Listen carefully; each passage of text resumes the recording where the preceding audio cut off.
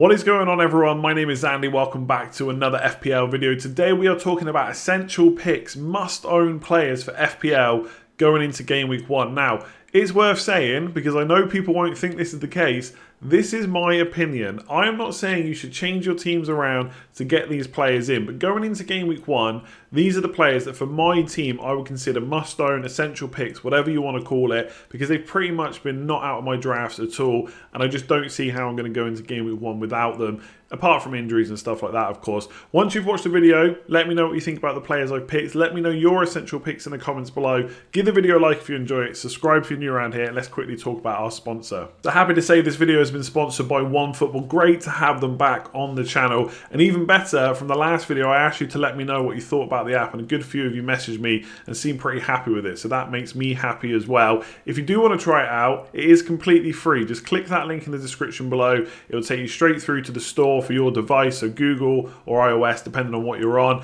And we're only 9 days away from the season now. Everybody needs a good football app. You get your team news, your latest injury news, lineup news, goal notifications, everything you need as an FPL manager. So if you've not already tried it out, completely free, click that link in the description below. It will take you straight through to the iOS or Android store, whichever obviously device you're using. Download it, see what you think, and give it a go. So let's start off with Mo Salah, £12 million.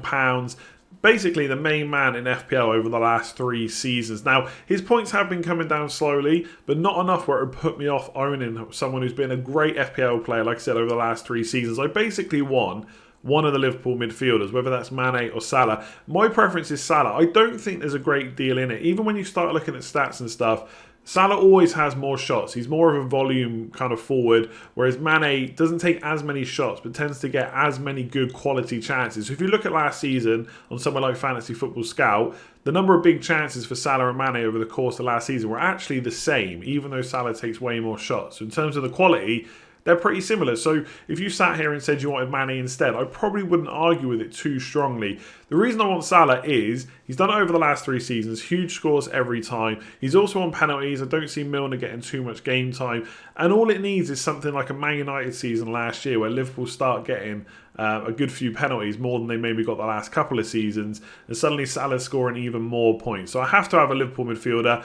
There's no way that them and Man City are not going to be chasing, number 1 and number 2 in the league again. They're going to score so many goals, and Salah's going to be at the heart of that. Fixtures-wise, I think they're okay. They're not amazing, but good enough where I don't want to spend a transfer down the line. Because after game week, or from game week 4 onwards, they're pretty decent fixtures where I know I'm going to want, unless something crazy happens, a Liverpool midfielder. And I think Leeds at home is a really good start. Any game that's at Anfield for Liverpool and Salah and co is going to be decent. Chelsea away and Arsenal at home are going to be much more difficult than they maybe were last season. There might be a limited amount of goals. But again, I think it's always worth considering you cannot have the perfect team every single week, right? You don't want to be spending loads and loads of transfers. So I want him for Leeds. I want him for Villa. I want him after that. I would hope that he could get something against Chelsea and Arsenal. It's not like he hasn't scored against kind of big teams in the past. And for 12 million, it actually feels like a bit of a bargain compared to last year. And if you look, if you're a bit of a stats person, his expected goal involvement, because his points have dropped every year. He started off on like 300 odd, then it was down to like 260 or 259. Last year, 233. So the points are coming down. And one of the reasons is for that, Mane's points are starting to go up a bit. If you look at expected goal involvement, it has come down slightly for Salah every year. So it was like 30 3 seasons ago, then it was 28, then it was 26 last season, and obviously he beat that slightly with 29 goal involvements in total, but it's still incredible. He's still an elite player. He still has to be in my Game Week 1 team. He'll be must-own for me. Let's stick to Liverpool. Have to have another player in there. And again, it's similar. I want a midfielder. I've chosen Salah. I want a defender. I'm definitely choosing Trent Alexander-Arnold. Most expensive defender in the game. If it happens to go wrong, you can literally switch him to anyone else. Chances are it's not going to, though. And sometimes I have to remind myself about how good his season was last year. 4 goals, 15 assists. So straight away, that's 19 attacking returns, 1 every other week. So I think he played in every single game, so 38 games. 1 every other week. When you put in 14 clean sheets as well, if you consider that a clean sheet, a goal and assist, they're all a return, He had 33 returns in 38 games. That's ridiculous scoring. 210 points, only 23 behind Salah. Now, they got 14 clean sheets last year. I'm not sure how much they'll be able to step that up. Obviously, they got 21, or Robertson got 21 the season before, which was pretty incredible. If they could get somewhere in between, maybe a 15, 16, 17 or something like that, and he can keep up his goal contributions as well, then he's going to be a great player again next year. And again, you don't really need me to tell you that. I looked at the expected numbers. I think his XGI, so expected goal involvement, assists plus goals, was around the 12.7 mark. So not too far off the 19 that he got. And obviously some players do outperform their expected goals and expected assists over a period of time. Probably haven't got enough information for Trent yet to see if he's going to continue doing that. And perhaps 19 attack and returns is a little bit too far. Maybe that will drop down a bit, but not enough where it's not going to make him a great player. And again, Leeds and Villa opening 4 fixtures really good. Could easily get something against Chelsea or Arsenal. Could be tight games. Could get the odd attack and return. Going to take some free kicks and corners as well. So he's got to be in my team. I see a few people talking about Robertson now, and I think Robertson in lockdown was pretty good. Not initially, but the last few games of the season was very good, taking some set pieces as well. So for 0.5 million less, you could consider him an option. I think if it was £1 million difference, like if Robertson was 7 and Trent was 8, then I'd give much stronger consideration to going for Robertson. But when there's only a £0.5 million difference, I'm just going to go for Trent. There's no reason not to. The amount of kind of big scores he can get is just absolutely insane. He's going to tick over, and you basically put him in your team. You don't have to worry about him. You just keep him in the team for most of the season. You've only got maybe 2 other defender spots to worry about, maybe 3 if you're playing 4 at the back, and that's it, job done. So another great season incoming. Can he hit 200 plus points again? If anyone can, he can. I just don't see why it wouldn't happen again. I think Werner will probably be the most controversial pick on there as a must-own. But again, this is for my team, who I'm considering must-own. And when I look at all the drafts I've made, he's pretty much been every single one. And for good reason. He's 9.5 million. Last season, so the numbers you see on screen are from the Bundesliga, so I don't have his points total because obviously it doesn't necessarily translate into FPL, but 2,800 minutes, 28 goals and 8 assists, so 36 attack and returns. It's not often a forward scores that many, for you in a season in FPL. Now, I get the kind of caveats to that people will say, well, he's come from the Bundesliga, it's not the same as the Premier League, he's a new player to the league, Chelsea have got a few new signings, but as much as there's always going to be players that come in and don't do well, there's also plenty of players that have come in and done well. So I know Salah didn't do great at Chelsea, didn't really get any minutes, went away, came back to Liverpool, great from the start. Aubameyang for Arsenal, great from the start. Signed in January, scored plenty of goals, got a few assists as well in that short spell. Last 2 seasons, 200 plus points. Now he's turned into a midfielder. I expect we'll talk about him in a second. Werner coming into a team that did really well last year. I think right now, if I was kind of choosing who's going to come kind of top 4, I'd say Man City, then Liverpool. Could be the other way around, but I think Man City will win. And then probably Chelsea third. With the signings they've made, how good they were last year, conceded way too many goals, but I think they'll, I think that will clear up this year. And from an attacking point of view, score plenty of goals. Expected goals are decent as well. So they're bringing in a top quality player into a top quality side. I just feel like he's going to hit the ground running. Now, I know there's some concerns that if he doesn't do anything against Brighton, then it's suddenly Liverpool, and that looks tough. But in terms of, again, underlying numbers, which I do like to look at defensively, Chelsea not a million miles away from Liverpool last year. And I do think they'll probably tighten up a bit. So if it's a tough game for Chelsea, it's probably also a tough game for Liverpool as well. But I think Werner can get something. He's going to be at home, first home game in the league. And there's nothing to say why he can't get something against Brighton too. And then after that, it's a newly promoted side. Crystal Palace at home, who haven't been good defensively, at least since kind of post-lockdown as well. So I see plenty of goals there. And not only that, if we're thinking about the price he is, you can pretty much go to any other forward in the game. So if he does flop, for whatever reason, doesn't gel, the other players aren't doing too well around him. There's Martial at 9 million, there's Ings at 8.5, Jimenez at 8.5. Only got to find another million to get Kane, Aguero, 0.5 to get Vardy. You kind of see where I'm going with this. So I think he's got the quality in a quality team to just hit the ground running.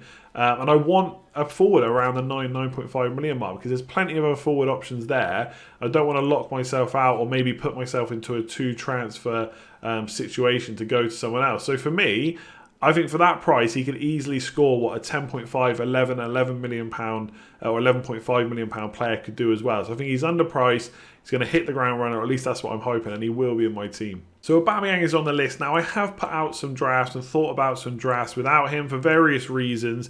But to be honest, at this point, I'm trying not to overthink, and I've just come to the conclusion that he is must-own for Game Week 1. Now, I don't think I'm actually going to own him for that long because there are plenty of other premium players as well around his price that I also want to look at. So we've all heard people, they've got Liverpool away in Game Week 3. People might switch to kind of Kevin De Bruyne or Sterling. I'm probably thinking of the same. It could be to a Man United player as well. Let's not forget them. Maybe someone like Bruno Fernandes at 10.5. But he gives you that option. And if you wanted to keep him, Liverpool away, you could just play him there. And then he's got Sheffield United at home in Game Week 4. So he's not a must-sell in Game Week 3. But that is one of the upsides to him. He's 12 million. There's no midfielders that are more expensive at the current time. Only Salah and Mane at the same price. You can literally switch to anyone. And also, he's arguably the best captain for the first 2 game weeks. So in Game Week 1, I feel like it's him against Fulham, maybe Werner against Brighton, but I would put Aubameyang a step ahead. And obviously, Salah and Mane have got Leeds at home as well, so that's a good fixture too. So you could consider them. But in Game Week 2, I wouldn't probably want to go for a Liverpool player. So Aubameyang against West Ham at home, decent player, decent fixture. He's probably where I'm looking to captain. So by having him in, it gives me 2 great captaincy choices for the first 2 game weeks. Basically, I'll probably captain him. Maybe Salah in Game Week 1, but definitely Aubameyang in Game Week 2. And then it gives me a very easy way to get Man City players in. And again, no reason why they're not going to score loads of goals again this season, like 100 plus last year. So whether that's De Bruyne or Sterling, they can come in easily for Aubameyang. They're not going to go up so much in price that they're suddenly unaffordable in Game Week 3. So 22 goals last year. Like I said just a minute ago, 200 plus points for the last 2 seasons. And let's not forget, those 2 seasons he was listed as a forward. He's now a midfielder. So any clean sheet Arsenal get, which you could, see 2, maybe 3 if they're really lucky in the opening 4 fixtures. That's a couple of extra points. Extra point now every time he scores a goal. So on last season's performances, for example, you're probably looking more like a 230 point player, which then is in the realms of Salah, which is why he's been priced at 12 million. So for me, I just think, like I said, too many upsides to not have him. Yes, you might have to get some cheaper players in, but he just provides an easy way into Man City. 2 great captaincy choices. He's going to be in my draft. The 4 players I've just discussed, like I said, must own for me: Werner, Aubameyang, Salah, and Trent Alexander-Arnold. There's a few other spots that I think are also pretty much must own for my team when I build it next week. And obviously, I will do a video next week on my team selection for Game Week 1, and I'll keep doing that every single week throughout the season as normal. And these are more kind of price points rather than specific players, but I will talk through my current thinking. So £4.5 million goalkeeper, I still haven't seen enough upside to go kind of 5 or 5.5 million. So it will almost certainly be a 4.5. Current thinking is McCarthy. I don't think that's going to change. So Southampton goalkeeper in there, 4.5. But again, £4.5 million goalkeeper is must-own for me at this point. A £4 million defender as well. They just unlock so much value elsewhere. That extra 0.5, especially at the start of the season, is crucial. And more to the point, we've probably got £4 million playing defenders that we can go to. We're still waiting to see whether Johnson is kind of going to be first choice at West Ham. We know that Ferguson is probably going to be first choice right back at Crystal Palace, but is injured. So a way you could go is to get him in. Then when he's fit and playing, you've got him in your squad already, say he's making a transfer. Or if you need someone to play straight away in Game Week 1, so for a lot of people maybe benching Man United players, for example, or whatever it might be, you could play Mitchell, who looks like to be not first choice left back, but going to play left back when Van Arnold is injured, which he is, and we don't know when he's going to be back yet. So a £4.0 million defender is going to be in my team. Which one it'll be, not 100% sure. If I'm going to bench a player like Greenwood, for example, in Game Week 1, which I'm not fully decided on yet, I'll go for Mitchell so that I can play him. If I'm not worried about that, I might just go for Ferguson and then hope that he'll play week in, week out when he's fully fit. But a £4 million defender, whether they play or not, has to be in the team. It just unlocks too much value for me elsewhere.